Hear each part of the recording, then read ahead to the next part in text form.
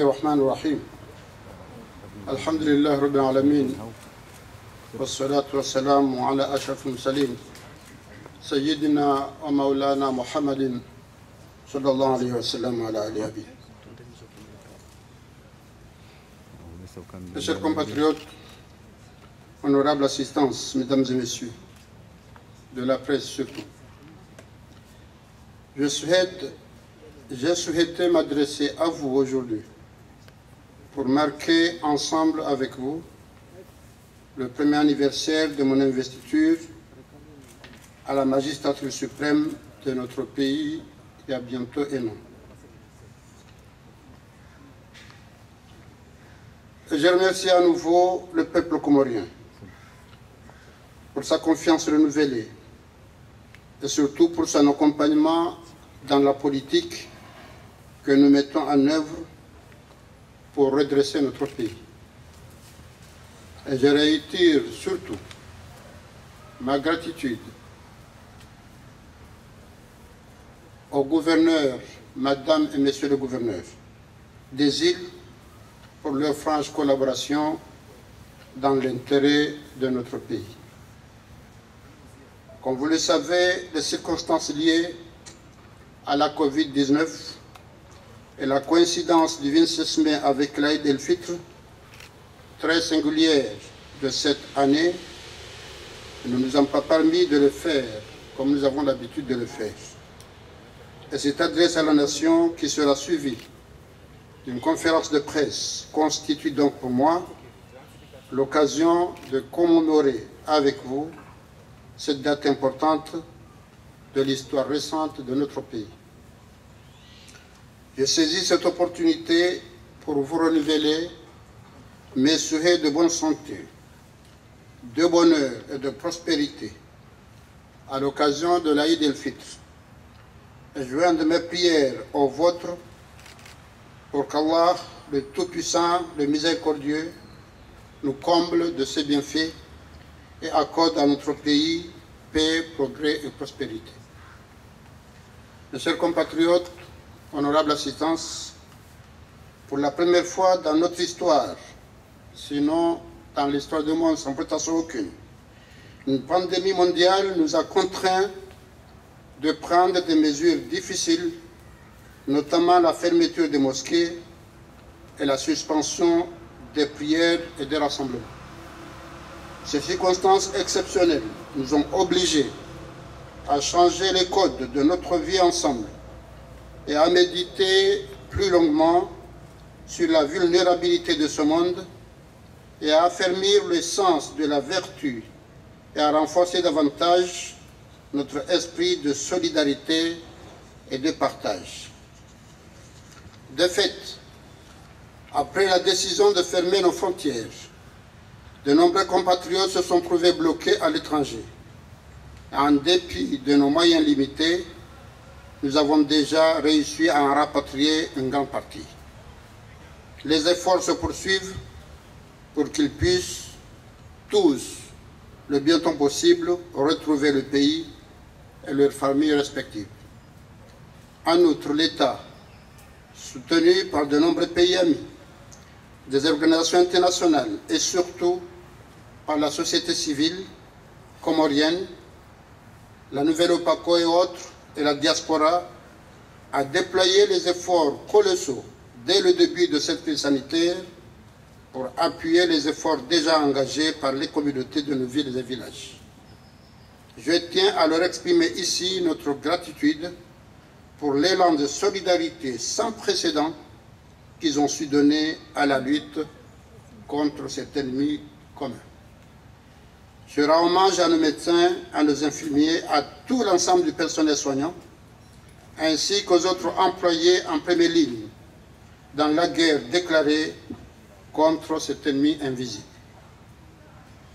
La prime exceptionnelle qui est allouée au personnel particulièrement mobilisé pour la lutte contre la pandémie ne saurait récompenser les suggestions auxquelles ils sont soumis. Mais il s'agit d'un acte de l'État en reconnaissance de leurs efforts exceptionnels durant cette période. Je voudrais enfin saluer l'implication active des forces de l'ordre et la direction de la sécurité civile, dont l'engagement sur le terrain a permis à notre pays de contenir la propagation de ce virus. À ce jour, par le comité scientifique, 162 cas positifs ont été confirmés, dont 97 patients ont été déclarés guéris. Et nous déplorons 2 décès. Que Dieu accepte les défunts dans son paradis éternel, Inch'Allah. Les patients hospitalisés actuellement, que ce soit à Samba, El Marouf, Bambaoum, Tsanga et Fomboni, sont dans un état encourageant et certains d'entre eux sont en instance de guérison et ne tarderont pas à regagner leur domicile le plus bientôt possible, Inch'Allah. Mesdames et messieurs, je voudrais ici prévenir contre le relâchement des mesures barrières que nous avons heureusement prises à temps et rappeler que seul leur respect a retardé l'apparition de ce virus et a empêché sa propagation fulgurante dans notre pays, contrairement à d'autres pays. La levée progressive de ces mesures contraignantes, imposées pour notre bien à tous, ne sera possible que si nous continuons à respecter les institutions données, les instructions données, pour ne pas mettre nos vies en danger et pour pouvoir surmonter cette épreuve.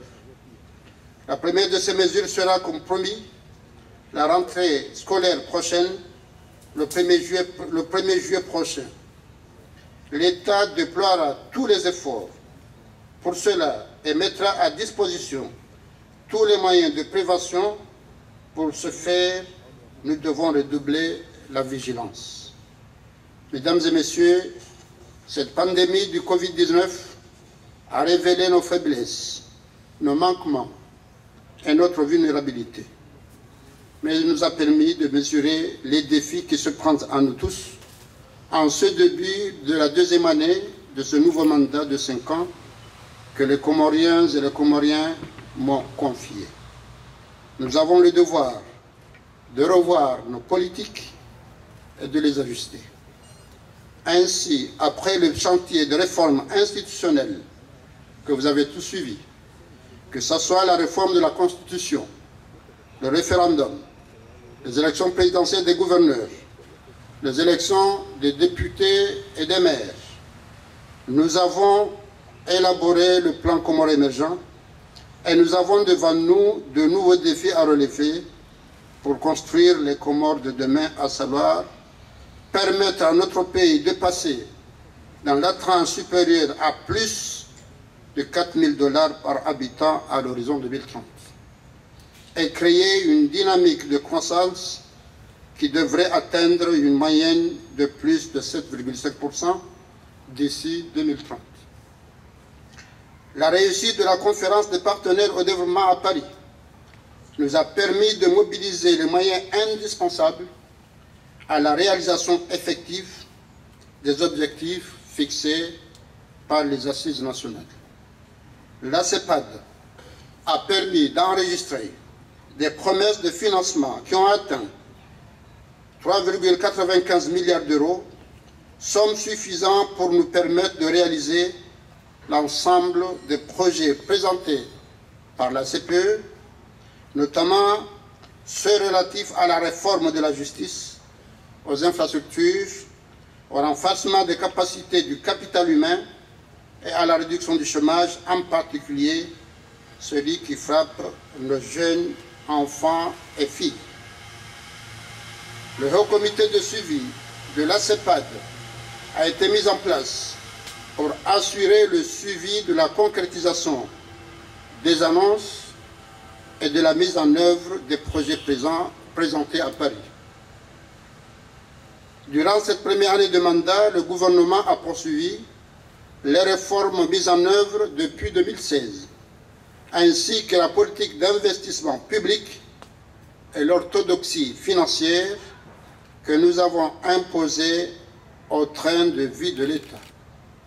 Cela a permis, entre autres, de redresser la situation économique du pays, de payer régulièrement les salaires des fonctionnaires, avec un impact direct sur la consommation, un passage au fait des indicateurs macroéconomiques, de consolider la politique stratégique de l'énergie, notamment avec plus de 9 milliards de nos francs investis sur fonds propres, pour un achat de groupes électrogènes et un soutien du fonds saoudien dans le développement de notre réseau électrique et de lancer de grands chantiers de centrales photovoltaïques à Pomoni ici en juin et à Fomboni en Gazidja, afin de protéger notre environnement et lutter contre la détérioration de la couche d'ozone.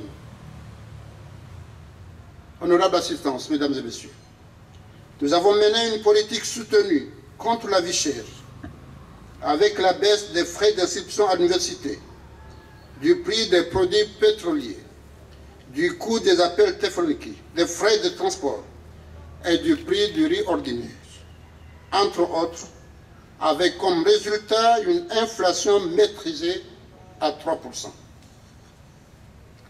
Toutes ces initiatives ont eu pour résultat un taux de croissance qui dépassait les 3,5% et le classement de notre pays par la Banque mondiale dans le cercle des pays à revenus intermédiaires. Hélas, nous avons subi les effets du cyclone Kenneth qui a causé une destruction importante de nos cultures agricoles et ramené notre croissance à moins de 2%. Toutefois, les indicateurs affichent un rebond possible de notre économie grâce à vous, avec des perspectives qui nous dirigent vers 4% de croissance d'ici 2021. Pour le volet des investissements, 192 entreprises ont été créées en 2019. 20 entreprises ont été agréées et ont créé un total cumulé de 500 emplois au démarrage de leurs activités. Le climat des affaires s'est amélioré et dans l'édition du rapport Boeing-Business du groupe de la Banque mondiale paru en octobre 2019, notre pays a rejoint le groupe des pays en progression avec un gain de 4 places dans le classement, de passer de 164e à 160e sur les 192 pays recensés. Notre pays a poursuivi l'adoption de réformes clés avec l'installation des tribunaux de commerce, le toilettage et l'unification du fichier des attentes de l'État et le contrôle physique des agents de l'État qui ont permis des économies évaluées à plus de 2 milliards de nos francs. La maîtrise de la masse salariale, la suppression de certains postes budgétaires ont permis de faire des économies annuelles s'élevant à 987 millions de nos francs. Ainsi, la masse salariale passera de 28,5 milliards de nos francs en 2019 pour se situer autour de 24,2 milliards de nos francs en 2020, soit une baisse de près de 18% de la masse globale. En matière de diplomatie, notre pays a déployé des efforts sans relâche pour redynamiser la coopération bilatérale et multilatérale et mis tout en œuvre pour honorer ses engagements relatifs aux questions internationales. Pour ce qui est des nouvelles technologies, l'opéralisation des transformations numériques avec la création d'une agence nationale de développement du numérique rattachée à la présidence de l'Union des Comores a donné corps à une stratégie numérique comorienne dont l'objectif principal est la modernisation de l'administration et par conséquent la maîtrise des dépenses de l'État. Ainsi, on note une croissance de 20 à 40% en 2020 avec plus d'une cinquantaine d'entreprises qui œuvrent dans le secteur. Plus de 150 emplois créés depuis 2019 et une part du produit intérieur brut qui est passé de 2,2 à 4,4%.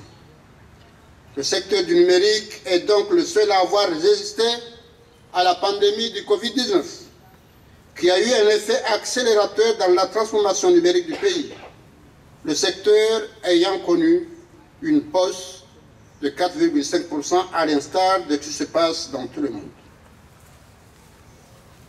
Honorable assistance, mesdames et messieurs, la pandémie du Covid-19 vient de nous rappeler à quel point il est essentiel de revoir les politiques de gestion de nos pays.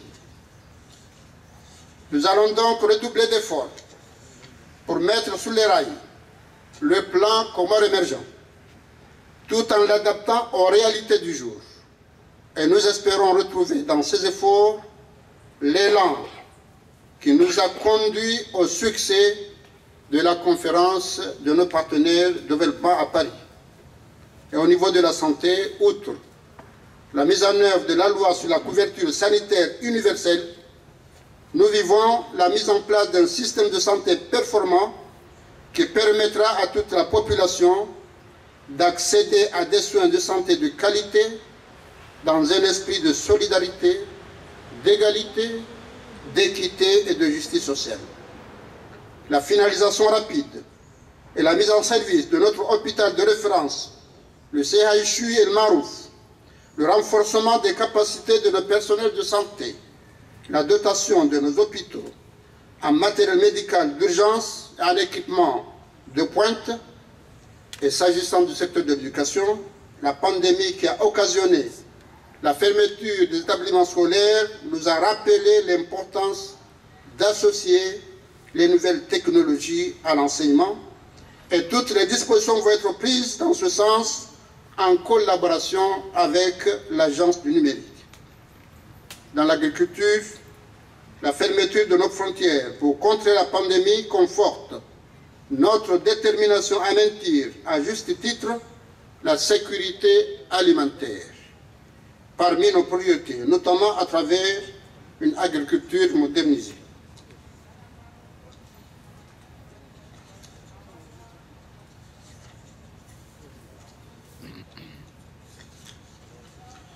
Nous allons donc continuer à encourager et convaincre nos jeunes à se former au métier de l'agriculture, car celle-ci constitue l'un des secteurs porteurs de notre pays et l'un de ceux qui peuvent mener à la création d'emplois et au développement durable.